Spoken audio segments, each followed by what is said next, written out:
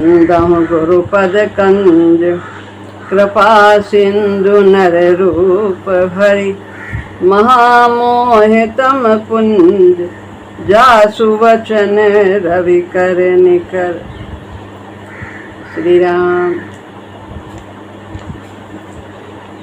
आध्यात्मिक साधन भाग 2। आज हम सभी अध्याय 5 के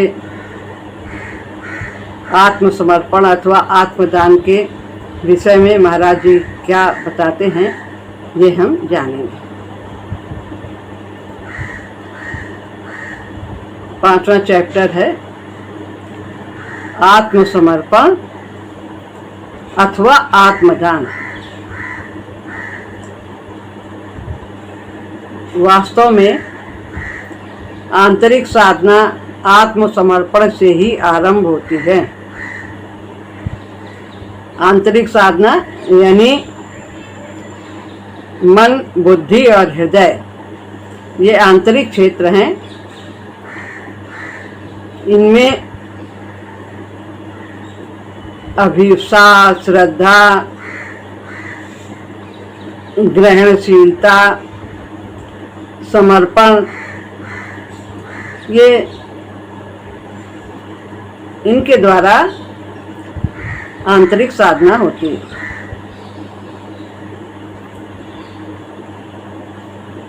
आत्मसमर्पण से ही आरंभ होती है और इसी में ही जाकर समाप्त हो जाती है। शरणागति से आरंभ होती है और समर्पण पे समाप्त होती है। गीता में ऐसा ही देखने में आता है। अर्जुन ने अध्याय 2 में 7वें श्लोक में शरणागति की बात कही भगवान से, और फिर 18वें अध्याय में अंत में उन्होंने यानी अर्जुन ने अपने को प्रभु के प्रति समर्पित कर दिया। क्या कहा? नष्टो मोहा स्मृतिर्लब्धा तत्प्रसाद मयान्युचित स्थितोस्मि गति संदेहा करिष्ये वचनम तव तत्प्रसाद दान मयाच्युत। हे प्रभु, आपकी कृपा प्रसाद से मैंने इस स्थिति को प्राप्त कर ली है। मेरा मोह नष्ट हो गया है और मैं समझ गया मैं कौन हूँ। वास्तव में जो देह का नाता समझ रहे थे कि ये सब हमारे पितामह हैं, हमारे भाई बंधु हैं, तो वास्तव में मैंने अपनी स्थिति को समझ लिया कि मैं आत्मा हूँ और मुझे अपने कर्तव्य का पालन आपकी आज्ञा के अनुसार करना ही चाहिए। गति संदेहा, मेरा संदेह दूर हो गया। तो ये है करिष्ये वचनम, समर्पण कि आपकी आज्ञा का पालन करूं, जो आप कह रहे हैं वही करूंगा। हम सब जितने भी कर्तव्य कर्म करते हैं वो सब प्रभु की आज्ञा समझ करके ही हमें करने चाहिए। ये प्रभु ने हमें यहाँ रखा है और हम उनकी आज्ञा का पालन कर रहे हैं। यही साधना का आदि, मध्य और अंत है। क्या? आत्मसमर्पण। अपने मन को भगवान के चरणों में लगाना, बुद्धि को भी उनकी सेवा में लगाना। थोड़ा सा उपयोग है बुद्धि का, ज़्यादा बुद्धि की यहाँ विवेक की जरूरत नहीं है भक्ति के मार्ग में। बस थोड़ा कि कर्तव्य कर्म को प्रभु की सेवा समझना है, ये भाव बनाना है। तो हृदय को भी भावों से भर देना है। जो सांसारिक सुखों की प्राप्ति पर वो सुखी दुखी होते हैं राग द्वेष के कारण, तो हमें उन सुख में आनंद नहीं मिलता। आनंद स्थिर है, सुख दुख तो आने जाने वाले हैं। तो हृदय प्रभु के प्रति प्रेम से आनंदित होना चाहिए। ये है कि मन को, बुद्धि को, हृदय को, प्राण भी कामनाएं करता है, सांसारिक कामनाओं की पूर्ति की चाह रखता है। जब तक प्रभु से जुड़ा नहीं होता, उसे रसास्वादन चाहिए और अपने कामों भोग की पूर्ति चाहिए। अनेक तरह की स्थूल और सूक्ष्म कामनाओं की पूर्ति चाहता है, इसी में उसको सुख मिलता है। लेकिन वास्तव में जब साधक आत्मसमर्पित हो जाता है तो वो प्राण को भी अपने प्रभु को समर्पित कर देता है, यानी प्राण की चाह बदल जाती है। प्राण फिर प्रभु की चाह करने लगता है। सेवा करते हुए, कर्तव्य कर्म करते हुए किस लिए वो कर रहा है? वो अपने प्रभु को पाना चाहता है, उन्हें रिझाना चाहता है।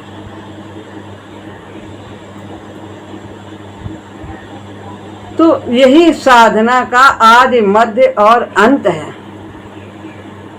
यहीं से शुरू होती है साधना। समर्पण, बिना समर्पण के नहीं होगा। हमारी सारी धारणाएं, मान्यताएं, साहित्य, कला, वैभव, जो भी निपुणता है वो सब प्रभु की ही, सब उनके चरणों में रखना है। अपनी नहीं चलाने की, हम तो ऐसा करते आए, अब हम ऐसा बदल कैसे दें। जो शास्त्र में लिखा है, जो गुरुदेव कहते हैं, उसी पथ पर चलते हुए हमें आगे बढ़ना है। सभी साधनाओं का सम्मिश्रण नहीं करना है। एक पथ पर चलकर ही हम गंतव्य में पहुंच सकते हैं। सब में थोड़ा थोड़ा चलेंगे तो हम कैसे पहुंच पाएंगे?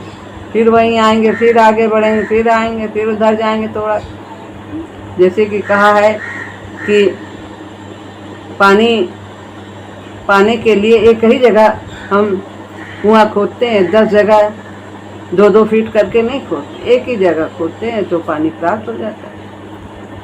तो गुरु जी ने कहा साधना का सम्मिश्रण से बचना चाहिए, ये घातक है।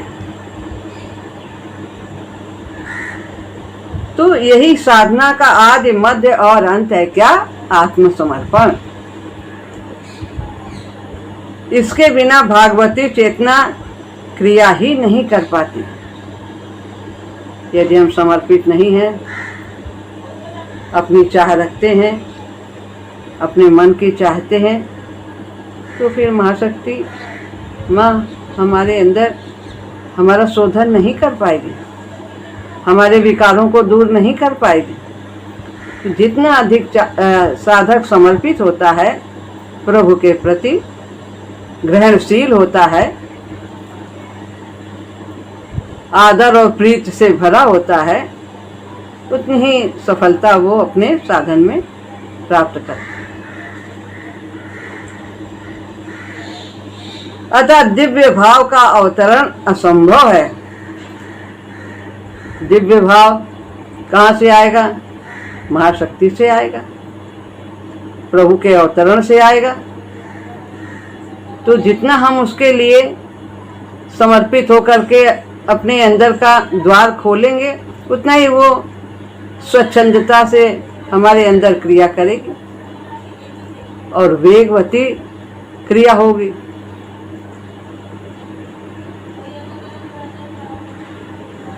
अतः दिव्य भाव का अवतरण असंभव है। दिव्य भाव है, दिव्य भाव है, सांसारिक भाव है। तो इस तरह दिव्य भाव के द्वारा ही हम दिव्यत्व की प्राप्ति कर सकते हैं। तो हमारा शुद्ध भाव होना चाहिए, परमेश्वर के लिए ही भाव होना चाहिए, सब में उसी को देखना चाहिए, सब कुछ उसी से स्वीकार करना चाहिए, उसकी इच्छा में लानी चाहिए। भक्त तथा भगवान का अभेद्य संयोग, निरंतर एकत्व, इसी की पूर्ति पर ही प्रकट हो पाता है। किसकी पूर्ति पर? आत्मसमर्पण, जितना आत्मसमर्पण हो, हम अपनी तर्क बुद्धि से हम सोचें कि ये सही है, वो भगवान गुरु जी कह रहे हैं क्या ये सही है, कि वो कह रहे थे वो सही है। नहीं, गुरुदेव के वचनों में अधिक विश्वास तथा भक्त तथा भगवान का अभेद्य, जो उसको भेदा न जा सके, कोई भी परिस्थिति उसको भेद न सके, तोड़ न सके, अलग न कर सके। तो निरंतर संयोग बना रहे, चाहे दूर हो चाहे पास हो, लेकिन हम हर समय उससे युक्त रहें। कैसे जुड़ेंगे? सुमरन के द्वारा, उसकी कृपा का अनुभव करके हम जुड़ेंगे। निरंतर कृपा अनवरत बरस रही है, ऐसा हमें अनुभव करना है। अनवरत बिना रुके उसकी कृपा बरस रही है। तो संयोग, निरंतर एकत्व, हम वो एक हैं, अलग नहीं है, हम उन्हीं के अंश हैं। हम जब शरीर मानेंगे तो हम अलग हो जाएंगे। हम हमारा जड़ तत्व नहीं है, हमारा चेतन तत्व है। यदि हम वस्त्र को ही अपना रूप रंग मान लें तो फिर ये हमारी अज्ञानता है। तो शरीर तो वस्त्र है, तो अब इसको बदलते रहते हैं। वासांसि जीर्णानि यथा विहाय नवानि गृह्णाति नरोपराणि तथा शरीराणि विहाय जीर्णानि अन्यानि संयाति नवानि देहि। जैसे जीर्ण हो जाने पर कपड़े हम बदल लेते हैं अनुपयोगी होने पर, इसी तरह आत्मा भी जो शरीर उसके लिए अनुपयोगी होता है, विकास में आगे नहीं ले जा सकता है, तो आत्मा दूसरे शरीर को धारण कर ले। तो हम उस परमात्मा के अंश हैं, हम उससे एक हैं, हम अलग नहीं हैं। इसी की पूर्ति पर ही प्रकट हो पाता है। जितना आत्मसमर्पण होगा उतना ही हम उससे एकत्व अनुभव करेंगे और नित्य संयुक्त रहेंगे। ये आत्म समर्पण पर ही निर्भर करता है। श्रद्धा, अभिप्सा, ग्रहणशीलता सभी इसी के पूर्व रूप हैं आत्मसमर्पण के। आत्मसमर्पण कब होगा? जब हमारे अंदर श्रद्धा होगी इष्ट के प्रति। श्रद्धा यानी विश्वास से दृढ़ रूप है, गहरा है। विश्वास में विश्वास ही रहता है जब हमारी कामनाओं की पूर्ति होती है। लेकिन श्रद्धा में आदर और प्रीति होती है।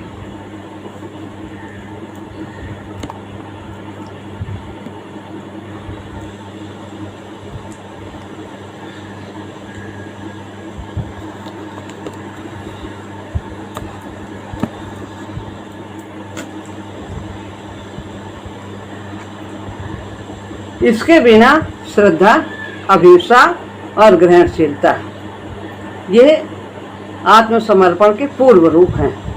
ये होना चाहिए, श्रद्धा होनी चाहिए, आदर और प्रीति होना चाहिए और अभिप्सा। पुकार का गहरा रूप है अभिप्सा, पुकार का तीव्र रूप है अभिप्सा। जब पुकार गहरी होती है, स्पष्ट होती है, तब उसे अभिप्सा है। ये होनी चाहिए, आदर प्रीत होना चाहिए और गहरी पुकार होनी चाहिए, यानी अभिप्सा होना चाहिए। जितना ज़्यादा श्रद्धा होगी, जितना ज़्यादा अभिप्सा होगी, उतने ही ज़्यादा हम ग्रहणशील भी होंगे। ग्रहणशील जो गुरुदेव बताते हैं, जो शास्त्र में लिखा है, उन बातों को हम अपने जीवन में उतार पाए अधिक से अधिक, यही ग्रहणशीलता है। कहा है ज्ञान वही है जो हमारे जीवन को प्रभावित करे, जिससे हमारे जीवन में बदलाव आए, तमोगुण से रजोगुण, रजोगुण से सतोगुण में हम पहुंचे और फिर उससे भी ऊपर हो जाए। तो यह श्रद्धा, अभिप्सा और ग्रहणशीलता ये आत्मसमर्पण के पूर्व रूप हैं। जब ये सब होता है तो आत्मसमर्पण होता चला जाता है, फिर वो आत्मसमर्पण का रूप ले लेता है। इसके बिना वे सभी फीके हैं, जैसे कि दूल्हे के बिना बारात। तो ये होना बहुत जरूरी है। श्रद्धा, अभिप्सा, ये हम सब लोग अभी इस चैप्टर के पहले महाराज जी ने सब कुछ हम लोगों को इसके बारे में बताया है। श्रद्धा का भी काफ़ी विस्तार से वर्णन किया है, अभिप्सा के बारे में और ग्रहणशीलता, और हम लोगों ने संतोष के भी विषय में जाना, कृतज्ञता, इनको भी सुना। तो इस प्रकार आत्मसमर्पण क्या है, अब और उसको एक्सप्लेन करते। आत्मसमर्पण क्या है? भगवान अथवा भागवती शक्ति को हम अपने को कैसे दे सकते हैं, ये कैसे दें, और उसको हमारी जरूरत ही क्या है, इत्यादि प्रश्न सहज में उठते हैं। महाराज जी कहते हैं कि अब हमारे मन में और इसके बारे में जानने की अब उत्सुकता है कि आत्मसमर्पण है क्या, और हम महाशक्ति को कैसे अपने को दें, और महाशक्ति को हमारे आत्मसमर्पण की आवश्यकता ही क्या है। ये तीन प्रश्न महाराज जी ने बताए हैं कि साधारण मनुष्य के मन में उठ सकते हैं। आत्मसमर्पण का अर्थ है अपने को भली भांति अर्पित कर देना, सौंप देना, दे देना। भली भांति यानी पूरी तरह से, जैसा कि अभी पहले बताया, क्या देना, अपने मन को प्रभु के चरणों में लगाना, बुद्धि को भी उनकी सेवा में लगाना, और इंद्रियां ये भी सब प्रभु के कार्य में रत हो जाएं। आँख से हम भगवान का रूप निहारे, सारे संसार में प्रभु का रूप है। कान से उनके हम गुणों का गान सुने, और जिह्वा से नाम उच्चारें। इस तरह से हाथ से प्रभु की सेवा करें, पैर से हम उनके जहाँ सत्संग होता है वहाँ जाएं, दर्शन करें। ये सब हम इस प्रकार से अपने को समर्पित कर सकते हैं। पूरा तन धन, जो भी कुछ धारणाएं, मान्यताएं, ये सब प्रभु के चरणों में अर्पित कर देंगे। आप जैसा कहते हो वैसा ही करेंगे। करिष्ये वचनम तब, जो आप कहते हैं। और क्या करना है, कैसे करना है, ये तो गीता में भली भांति सब कुछ भगवान ने बता दिया है। कुछ अलग से, कुछ कहीं से जानने की जरूरत ही नहीं कि क्या तप क्या है, यज्ञ क्या है, दान क्या है, जप क्या है, सब कुछ बताया है। आहार के बारे में बताया है, पूजन कैसा होना चाहिए, किस भाव से होना चाहिए, सब कुछ। बुद्धि क्या होनी चाहिए, ज्ञान क्या है, सभी कुछ को गीता में बताया है।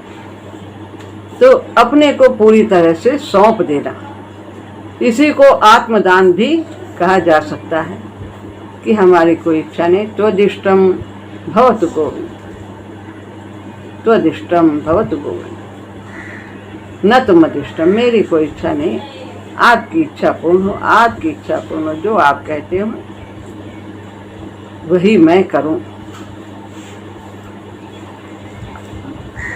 इसी को आत्मदान भी कहा जाता है। आत्मसमर्पण या आत्मदान, अथवा लिख दिया महाराज जी ने कि आत्मसमर्पण अथवा आत्मदान ये एक ही बात है। इसी को आत्मदान भी कहा जा सकता है। परंतु देना भी कई प्रकार से, कई भाव से होता है। अब देना भी है, किस प्रकार से होता है। लोग कई तरह से देते हैं, वो आगे बताते हैं। कई भाव उनके अलग अलग होते हैं। एक है कि आत्मरक्षा निमित्त किसी के पास जाकर अपना आप सौंप देना है कि वो अपने को बचा नहीं पा रहा है, अपनी रक्षा चाहता है, तो वो अपने से सबल व्यक्ति के प्रति अपने को समर्पित कर देता है कि हमारी रक्षा करे। किसी व्यक्ति पर कानून का बंधन है, अब उसने कुछ गलत किया है, अब कानून से वो पकड़ा जाएगा, तो वो उससे डरता है। वो अपने को भाग कर बचाना असंभव समझता है कि हम कितना भी भागेंगे हम पकड़े जाएंगे, तो वो अपने को पुलिस के हाथों में सौंप देता है। उसमें भी मजबूरी है। महाराज जी कहते हैं, सेना अपने को शत्रु का मुकाबला करने में असमर्थ पाती है, वो अपने को शत्रु के हवाले कर देती है कि भाई हम आपको समर्पित हैं और हम असमर्थ पाते हैं अपने को आपसे युद्ध करने में, तो इसलिए हमने हथियार डाल दिए। अब आप जैसा चाहें करें। इसे भी आत्मसमर्पण कहा जा सकता है कि कहते हैं, बोलते हैं कि सेना ने आत्मसमर्पण कर दिया, उस जो बदमाश था उसने अपने को आत्मसमर्पण कर दिया। इस प्रकार ये इस तरह कहते हैं, तो कह सकते हैं, इसको भी महाराज जी कहते हैं, लेकिन वास्तव में ये पूरी तरह से आध्यात्मिक दृष्टि से आत्मसमर्पण नहीं, क्योंकि इसमें भय से वो अपने प्राणों को बचाना चाहता है। इस सभी प्रकार के आत्मसमर्पण में कोई बाह्य शक्ति, कोई अपनी अयोग्यता बलात् व्यक्ति को प्रेरित करती है कि हम असमर्थ हैं, या किसी का बाहरी से डर हो रहा उससे बाह्य शक्ति से, तो वो अपने को समर्पित कर देते। अपने को किसी के अधिकार में कर देने के लिए वो ऐसा करता है कि थोड़े से दंड से ही हम बच जाएंगे। आतताई का अत्याचार अथवा अपनी परवशता बाध्य कर देती है। आत्मरक्षा के निमित्त व्यक्ति को किसी के आश्रित होने के लिए, तो अपनी रक्षा करने के लिए वो अपने से सबल के प्रति समर्पित हो जाता है, उसकी शरण में चला जाता है। भक्त भी संसार के दुख से व्याकुल हुआ भगवान के आश्रय को ढूंढता है कि क्या करें, कहीं कोई रास्ता नहीं, प्रभु अब आप ही हमें उबारो, बचाओ, इतनी बड़ी मुसीबत आ गई है। कैसे, जैसे अनेक उदाहरण हैं, द्रौपदी के हैं, गजग्राह का है। तो इस प्रकार वो अपने कष्ट निवारण के लिए भगवान को पुकारता है, लेकिन वो भी ठीक है, शरणागति से ही समर्पण होता है। इसे शरणागति कहते हैं। कोई भी कामना लेकर के यदि वो प्रभु के द्वार आता है तो शरणागति है। कहा है, वह विषाद धन्य है जो प्रभु चरणों में स्थिर राग पैदा करते हैं। ऐसा दुख धन्य है कि जो प्रभु के प्रति अनुरागी हो जाए। अनुरागी, जो राग कभी जाए नहीं। राग तो आता और जाता है, राग है तो द्वेष है। वो जो जिसके प्रति राग है वो ही कभी कभी द्वेष में बदल जाता है, लेकिन जब अनुराग होता है तो वो निरंतर बना रहता है। कैसा भी जीवन में किसी के द्वारा कोई भी परिस्थिति आए, जिससे अनुराग होता है उसका प्रेम पावन प्रेम हो जाता है।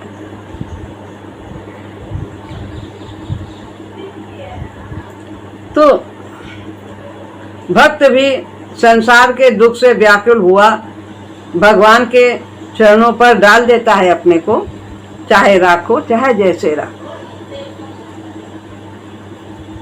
जो आपकी मर्जी हो, चाहे उबारो और चाहे ना उबारो।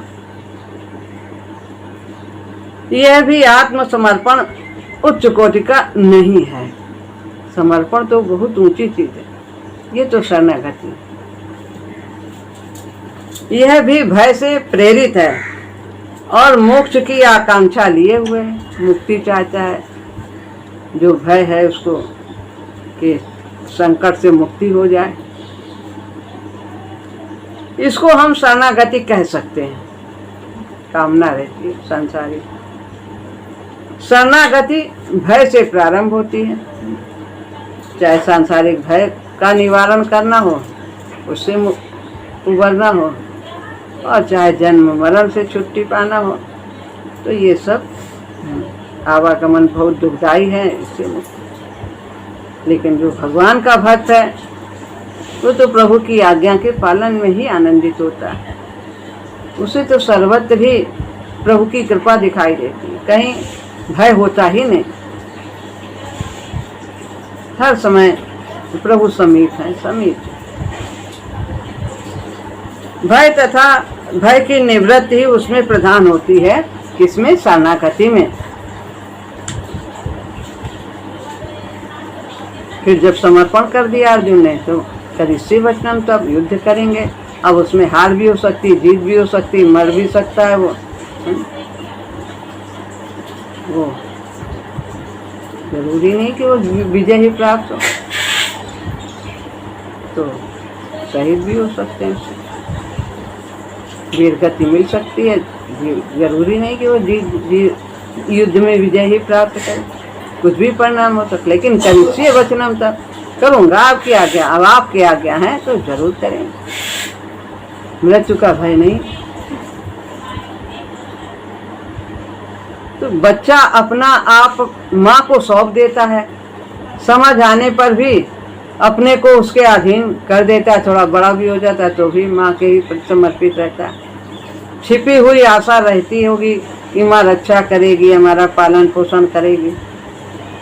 ऐसा नहीं कि वो पालन पोषण के लिए वैसा, लेकिन वो माँ है और माँ माँ ही है, इसलिए समर्पण। वो उसकी माँ है, कैसी भी माँ होगी तो भी बच्चा उसके प्रति समर्पित होता है। छोटा बच्चा वो जान भी देने को तैयार होता है, और माँ भी तो अपना आपा लगा देती है।